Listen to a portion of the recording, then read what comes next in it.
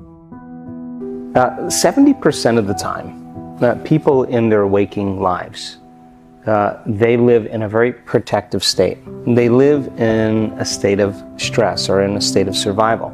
In fact, it's such a program that we don't know that we're doing this. We're always spanning the environment to determine if it's safe or not. And if something appears out of the predictable or unknown, it alerts us.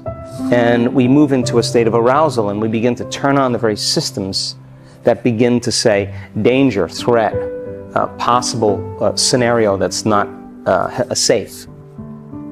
And when that happens, we literally begin to anticipate an outcome. And when we do that, we're always preparing for what could go wrong. And we begin to create the emotions ahead of the experience of what happens if it goes wrong, whether it's fear, anxiety, worry, sadness, pain. We do that unconsciously. That's what a program is. And that becomes the habit. So if you're living in a world where men have to provide and show a certain amount of success and be competitive, then you're not going to open your heart. It's not a time to do that. It's a time to survive and thrive in an environment. And yet, in our work, I see men that if they practice opening their hearts, and it's just being a child again, being a boy again, being curious, being wondering, being free, allowing yourself to let go. And for men, we have to lay down the very thing we used our whole life to get what we want, for something greater to occur. Now, the side effect of that, when men truly do this, I've seen them instantaneously heal from things, from serious heart conditions where they couldn't take more than 40 steps without having an angina reaction, severe chest pain, to stage 4 cancer. The house of cards, when it falls, energy moves into a different place, and the body begins to release 13 or 1400 different chemicals that begin to restore and repair the body. So to the intellectual mind, if a man begins to understand that when they open their heart, they could heal. When they open their heart, they can lead from a different consciousness, that it's actually an advantage, and they understand the science of why in their rational mind, then they go after it. Now they're in hot pursuit of it because it makes sense to them. But there's not a lot of evidence or support in our environment for men to be vulnerable. And yet the latest research shows that vulnerability is one of the 5 top qualities for a great leader. So when men begin to think this through, they start to slowly by slowly, just like a flower blooming, petal by petal, they start trusting a little bit more. They start opening up a little bit more. They start getting happier. They start breaking down the wall, the facade that they've created to have an appearance of being a certain way for the world, and yet feeling so empty inside of them. They start realizing that the joy that they want never came from success, never came from wealth or popularity or whatever men do, but it really comes from within. So we give them numerous opportunities to practice, numerous opportunities to connect. And the heart opens also when you care for another person, when you care for other people, when you give, when you experience gratitude. So a lot of times men, when we do our healings, when we heal other people, you got to be in your heart.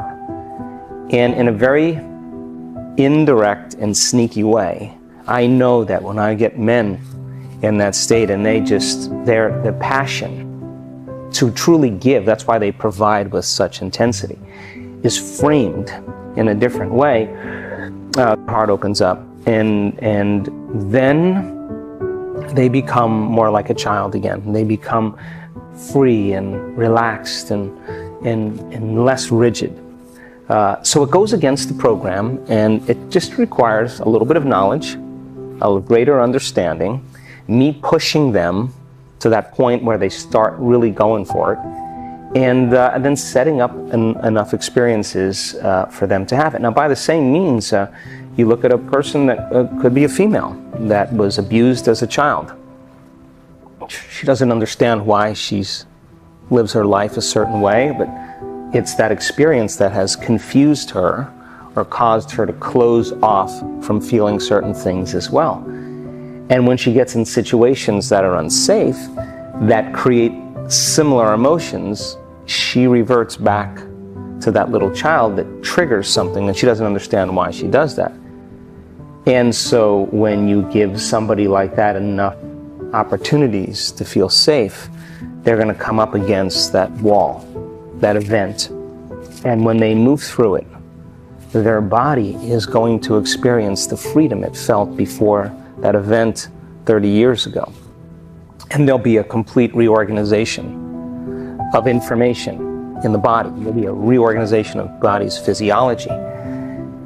So then when you see a person then stand on the stage, who's a man who's in his late 60s, who has a severe heart condition, and he tells his story of his struggles and how hard it was for him to open his heart, and how unhealthy he was, and all the things he did medically, all the things he did with his diet, matter to matter, all the things he did with psychotherapy that really helped him to understand why he is the way he is, but never really giving him the instructions, the formula of how to get out of it. And he tells his story of what happened to him, and he articulates it beautifully.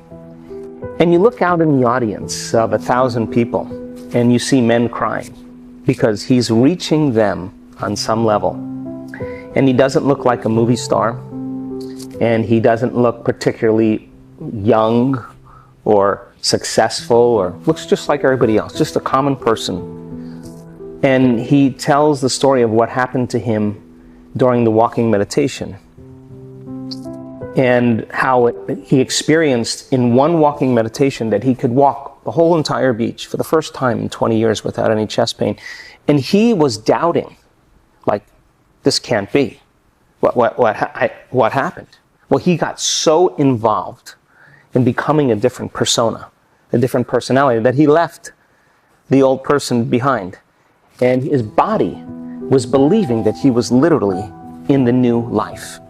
And all of a sudden, in a matter of seconds, his body begins to respond. Now, he articulated in great detail his doubt in front of an audience, because when that happens, you start disbelieving. So he goes out the next day and he says, now that I can walk, today is the day. Why not become somebody else, become my future self? So now, in the same passion he did to provide for his children, to provide for his family, to create a good life for himself and his loved ones, he goes out with that same passion, but he directs it inward to himself. He walks on that beach. I was standing right next to him. He says to the audience, in one moment I felt the level of love that I had never felt in my entire life. And he said, and then I heard somebody screaming.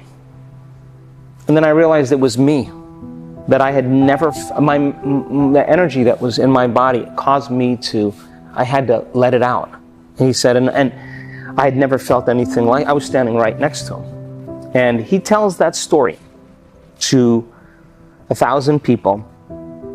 And I'm watching the men in the audience moved out of their normal self. Not from some Hollywood production, not from some movie, but evidence right in front of you. It's like the 4-minute mile. Once the 4-minute mile is broken, or was broken, everybody started, in a matter of weeks, everybody started breaking the 4-minute mile, because we crossed the level of consciousness, a limit, and that was permission for everybody to believe it as well. That's what's happening in our work. So men then, when they watch a man have that moment, that's all they need. Is once they see it, there's evidence, then not only do we leave a footprint in consciousness that another man can do it, a step for them in the field to step into, but when there's evidence in three-dimensional reality, you cannot forget that person. And you say to yourself, well, if he can do it, I can do it. And if he's 66 years old, and he couldn't take more than 40 steps, and I'm got a bad knee, or I'm walking with a crane or a crutch or whatever, well, hell, all I gotta do is do what he did. And all of a sudden you have these people as a community beginning to unify. A living organism, a species of human beings that are beginning to understand that there's more things that are possible. And all of a sudden it becomes a collective consciousness, and then the miracles keep happening. So all we need is that one person in the beginning. And when they tell their story in humility and in grace and in simplicity, in curiosity, it gives people permission to begin to step out. And so I'm so proud of our community. I'm so proud of our culture, because we have men now that know how to open their hearts, and they can lead with an open heart. And God, we need enough of those. And we have women who have taken care of their families and sacrificed and compromised and held things together and put themselves second for their children and for their family and their loved ones, and never really had a moment to get clear on what they wanted. And now they're turning their love inward, and they're getting very clear on their intention, and they're doing amazing things. So it requires the balance between our head and our hearts. We can't not have our brains involved and just open our hearts. We got to direct that energy. That's what our brain does. It's a compass. It directs us somewhere, and the emotion is the energy that drives us there. So when you have coherence in the brain, and you have coherence in the heart, now you have greater effects on the nature of reality.